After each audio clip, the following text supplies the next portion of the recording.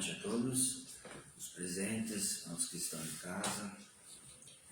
Então, nesse momento, fechar os nossos olhos novamente, aproveitando as vibrações que se encontram nesse ambiente, e sentir a presença do nosso Mestre Jesus, abraçando a cada um. E nesse abraço, a certeza do amor e do carinho que Ele tem e dedica a cada um de nós. Que nesta noite, através dessas palavras, dessa exposição, que todos possam entender, compreender um pouco mais sobre a doutrina e colocá-la em prática no nosso dia a dia. Que assim seja. Então, irmãos, hoje vamos falar sobre um tema muito interessante que se chama Consolador Prometido. Está lá no capítulo 6 do Evangelho segundo o Espiritismo, que fala assim, ó, o Cristo Consolador, que é o título, né? E o subtítulo, então, Consolador Prometido. O que quer dizer Consolador Prometido? Bem, a palavra em si ela é autoexplicativa, praticamente, né? Consolador, que consola, que protege, tá? Então, para a gente entender um pouquinho mais sobre a história do Consolador Prometido, quem é o Consolador Prometido e desde quando, né, a doutrina ou os próprios apóstolos, né, lá da Bíblia, lá dos apóstolos de Jesus, falavam sobre isso. Lembrando que o apóstolo João, né, lá do Evangelho de João, se considerar que ele viveu na época de Jesus, nós estamos falando de 100 anos, né, ou no século I. Então, João registra a seguinte forma, né, a promessa de Jesus relativa ao Consolador.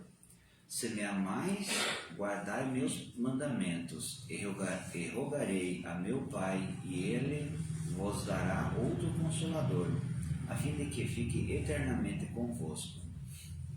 O Espírito da verdade que o mundo não pode receber, porque não o vê e absolutamente não o reconhece, mas quanto a vós, conhecê-lo-eis, porque ficará convosco e estará entre vós. João 14, 15 a 17. Então a Bíblia fala do Consolador Prometido. E João também fala que Jesus disse o seguinte: eu vos tenho dito essas coisas enquanto permaneço convosco, mas o Paráclito, o Santo Espírito que meu Pai vos enviará em meu nome, vos ensinará todas as coisas e vos fará lembrar o que vos disse. Então, João 14, 25 e 26. Então, reforçando, né, o apóstolo João, né, ele falou, né, do Consolador Prometido, e Jesus mesmo falou do Consolador Prometido. Mas quem é o Consolador Prometido? Desculpa. Quem é o Consolador Prometido? Algumas religiões, né, eu tenho alguns amigos, por exemplo, né, que falam que esperam o retorno de Jesus, né, que Jesus vai voltar. Bem, para nós espíritas, né, está provado, né, que o Consolador Prometido é a doutrina espírita. Por quê? Agora nós vamos conversar sobre isso. Verifica-se com essas palavras que o Consolador prometido por Jesus, também chamado de Santo Espírito e Espírito de Verdade, seria enviado à Terra com missão de consolar, lembrar o que ele dissera e ensinar todas as coisas. Lembrar do que ele dissera. Então, a doutrina espírita está lembrando daquilo que Jesus falou na época que ele viveu, né? Falou e ensinou. O Consolador, como Espírito da Verdade, teria, pois, de dar ao homem o conhecimento de sua origem, da necessidade de sua estada na terra e do seu destino, espalhando por todo o lado a consolação que advém da fé e da esperança. Olha que interessante esse parágrafo. Teria que dar ao homem o conhecimento de sua origem, sabermos da onde a gente vem e sabermos para onde a gente vai. E aqui fala algo muito importante: fé e esperança. O que é fé? O que é esperança? Às vezes a gente até se confunde, né, com fé e esperança. O que é fé e o que é esperança? A doutrina diz para nós que a esperança é quando a gente está querendo algo, né, mas a gente não conseguiu hoje. E a gente diz assim: eu vou continuar trabalhando, vou continuar lutando, perseverando, que amanhã ou a semana que vem eu vou conseguir. Isso é esperança. Permanecer firmes no propósito, né? Fazer a parte da gente.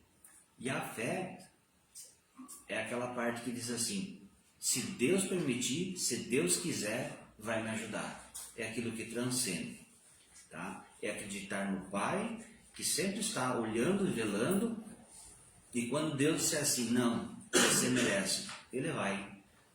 Simplesmente as coisas vão acontecer. Então, a esperança e a fé é um conjunto, né? É uma parte minha e a outra parte do nosso Pai. Fé e esperança, importantíssimos, né? Temos que ter. Seu compromisso com a verdade, o ensino de todas as coisas, o eleva à condição de uma nova revelação, a terceira revelação, da lei de Deus aos homens. Ora, o Espiritismo, procedendo de espíritos sábios e bondosos, no verdadeiro derramamento da mediunidade na carne, preenche integralmente essas condições. Então, o Espiritismo, né, com a codificação, né, com os 5 livros da codificação, preenche todos os requisitos, né? Para a gente que lê bastante o Evangelho segundo o Espiritismo e o Livro dos Espíritos, está tudo ali, é muito claro, é impressionante como a clareza das palavras estão ali. A clareza das palavras é a clareza dos fatos, né? O que a doutrina diz então? Procura lembrar-nos o que Jesus ensinou, né? Ensina-nos muitas coisas que o Evangelho não pode explicar adequadamente. Então, assim, a gente tem por base, a doutrina tem por base a ciência, né? É um dos pilares, do tripé da doutrina espírita é a ciência. E a ciência investiga, né? Tudo que está escrito na codificação da doutrina, a ciência pode provar. Até porque Kardec falou que se alguma coisa estiver em desacordo, se algo for provado ao contrário do que está escrito na codificação, se reescreve totalmente ela. Então, tudo aquilo que está escrito, a ciência pode provar. Tá? Consola e conforta os que sofrem ao mostrar-lhes a causa e a finalidade dos sofrimentos humanos. Né? É a lei de causa e efeito, né? É aquela parte filosófica da doutrina espírita, né? Que diz que a gente colhe o que planta. Né? A doutrina ensina isso para nós, né? Nós somos responsáveis por nós. Às vezes a gente brinca, né? Plantou espinho quer colher rosa, quem planta vento colhe tempestade. Não é assim? É assim. A doutrina espírita nos mostrou, nos disse isso, e é o que acontece, né? Então, além dessa parte da ciência, além dessa parte filosófica, ela também tem a terceira perna do tripé, é a conexão com o nosso Pai, com Deus, né? Nos liga com Deus, nos ensina que Deus, Ele não é malvado, ao contrário, Ele é um Pai bondoso, misericordioso, de virtudes infinitas, e só quer o nosso bem. E além de tudo, nos dá a reencarnação como mais uma possibilidade da gente reparar os nossos erros. Que maravilhoso, quanto bondoso é o nosso Pai, né? E a gente erra bastante, né? E mesmo assim, ele sempre dá um jeitinho de nos auxiliar, né? A revelação cristã sucedeu à revelação mosaica. A revelação dos Espíritos veio completá-la. O Espiritismo é, pois, segundo os próprios Espíritos superiores, o Consolador prometido pelo Cristo. Por que a doutrina espírita é a terceira revelação? Fala na terceira revelação, né? Primeiro veio Moisés, né, com os 10 mandamentos, né? O próprio Jesus Cristo, né? E a doutrina espírita como a terceira revelação.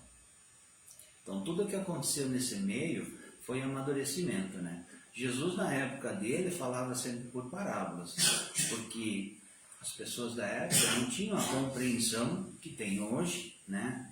Da gente poder falar da lei da causa e efeito, por exemplo, né? Da lei do amor. Na época era olho por olho, dente por dente, né? Totalmente diferente de agora, apesar que ainda existe isso, né? Mas nem em comparação naquela época. Então, assim, tudo que existiu no meio de toda essa jornada é um amadurecimento, né? Uma evolução da sociedade, enfim, das pessoas como um todo, né? Várias foram as razões que justificaram a promessa do Cristo relativamente ao advento do Espírito da Verdade. Uma delas seria inoportunamente vir uma revelação total e completa pelo Cristo. Aqui vou repetir, numa época em que o homem não estaria amadurecido para compreendê-la. Outra razão seria o esquecimento e a falta de vivências das verdades apregoadas no Evangelho. E mais do que isso, destacam-se como forte razão as distorções premeditadas que a mensagem evangélica sofreu ao longo dos tempos. Kardec afirma em A Gênese terem sido 2000 anos de fermentação e de criminosas deformações da mensagem cristã. Então, olha o que Allan Kardec usou. Fermentação, né? Seria uma transformação da sociedade. E aqui também ele coloca, né, criminosas deformações da mensagem cristã. Como toda a mensagem que chega a cada um, ela pode ser interpretada de várias formas, depende da intenção da pessoa que está fazendo essa leitura, né? Então, até hoje tem muita interpretação da Bíblia, até mesmo da doutrina, de uma forma equivocada, né? E aí vem a lei da ação e reação. Tudo aquilo que você plantar, você vai colher, né?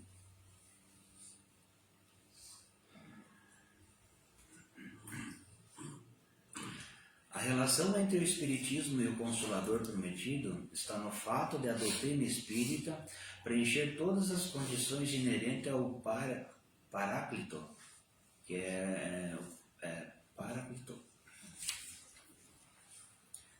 Paráclito é mentor, né? Então vou ler de novo aqui.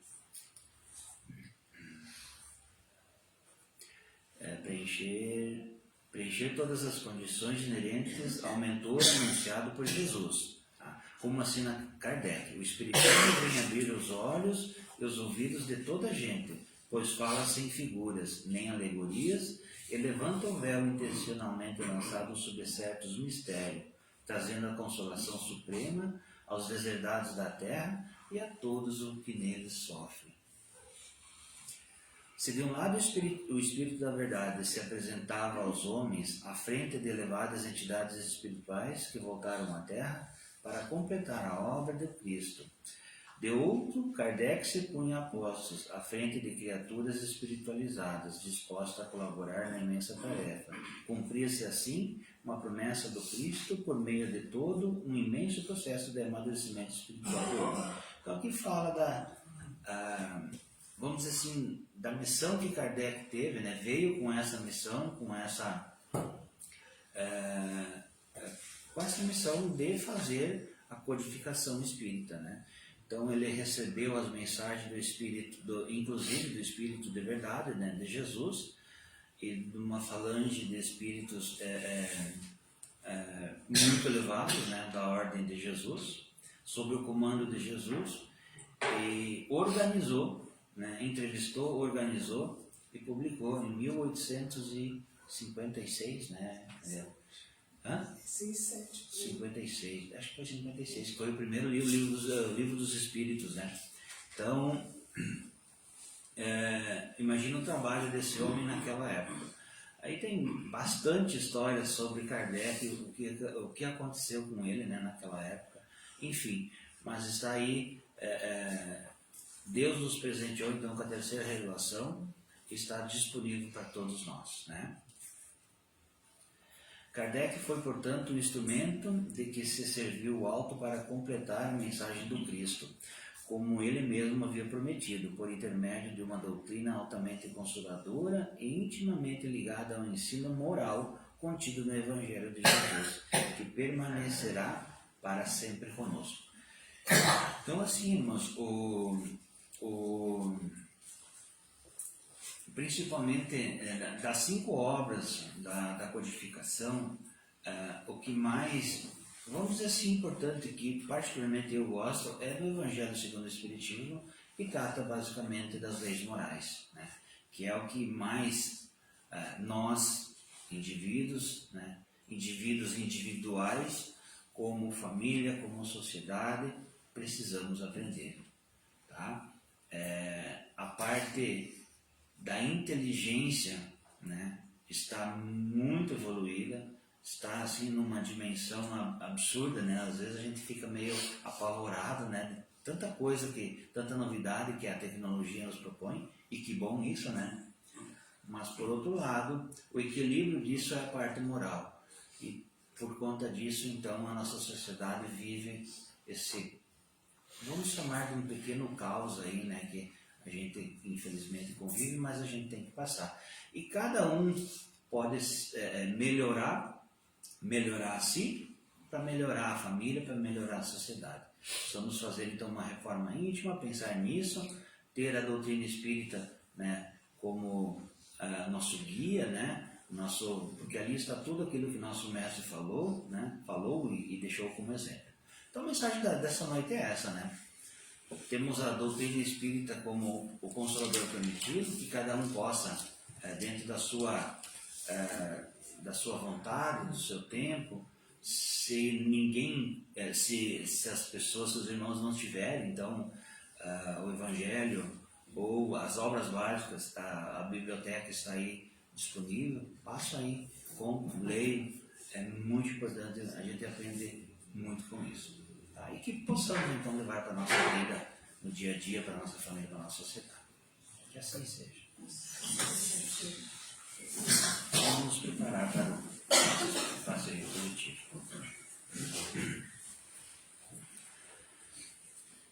Então, nesse momento, com o pensamento elevado e aproveitando as vibrações desse ambiente, de harmonia e de luz, vamos esvaziar por um momento a nossa mente.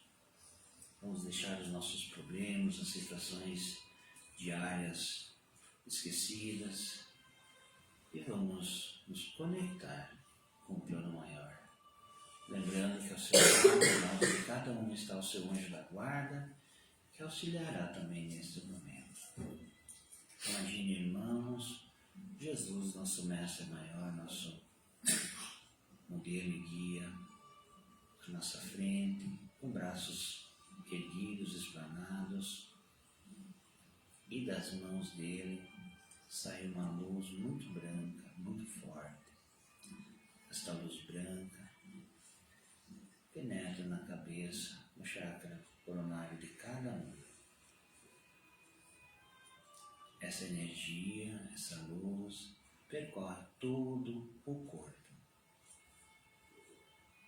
Percorre cada célula, percorre cada órgão do corpo físico e espiritual. Essa energia equilibra, essa energia cura, perdoa, organiza, faz aquilo que cada um necessita e merece em seu corpo físico e espiritual. Retira e afasta miasmas, pensamentos deletérios, tudo aquilo que possa estar atrapalhando o perfeito funcionamento do seu corpo. Nesse momento, seu corpo físico e espiritual está completamente preparado para o restante da semana. Tudo aquilo que era necessário e merecedor, cada um recebeu a quantidade necessária de energia para desfrutar durante a semana. Lembre-se de manter um pensamento elevado. Lembre-se também que ao lado de cada um encontra-se o anjo da guarda. Ele está sempre orientando a cada um para tomarmos as melhores decisões na nossa vida voltadas para o caminho do bem.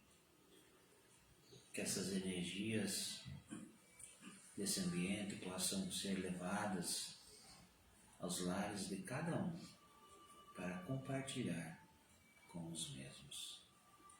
Que Deus abençoe a todos e que assim seja. Os irmãos que têm o papelzinho do